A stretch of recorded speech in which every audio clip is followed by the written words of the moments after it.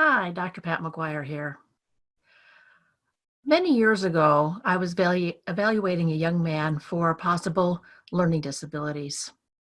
As part of the process, I took a history from the parents as to any learning problems they had. The father noted that he had struggled with learning in school. He had also struggled in learning in life. He shared with me how it took him much longer, many months longer, than his colleagues to learn how to use the different tools in the manufacturing plant that he worked at. Now, his supervisor allowed him the time to learn the tools and how to work with them and how to repair them and how to problem solve or troubleshoot. And eventually he became the person that people would come to when they were having problems. Now, his supervisor could have said, oh, it's taking him too long. We're going to fire him and hire someone who can learn quicker. But his supervisor saw his potential. He saw his drive to succeed. This is something we need to watch for in the children that are struggling with learning. Because learning disorders are not just school disorders. They are life processing disorders.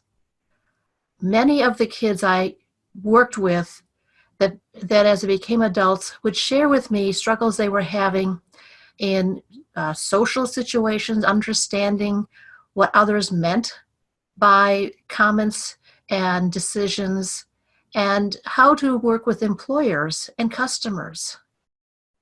We would talk this through and develop strategies to be able to help them succeed, much as that father had been able to succeed because of someone who had his back and gave him time and support to master the skills needed to be a successful employer and employee and member of the community. So this week, I'd like you to look at children, maybe your own children, maybe students you have, maybe children and adolescents that you're providing services for as a counselor, social worker, even a juvenile justice provider, and see where they're struggling and where help can be given.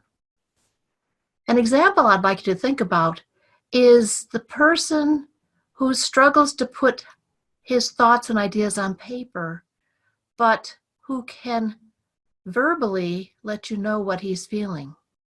I had many kids tell me that in their heads they had great stories, but by the time it went down their arm and past their elbow into their hands, it became something extremely simplified, like see Dick run, rather than a long chapter of information about Dick and why he was running and where he was running to and what he could do to help himself.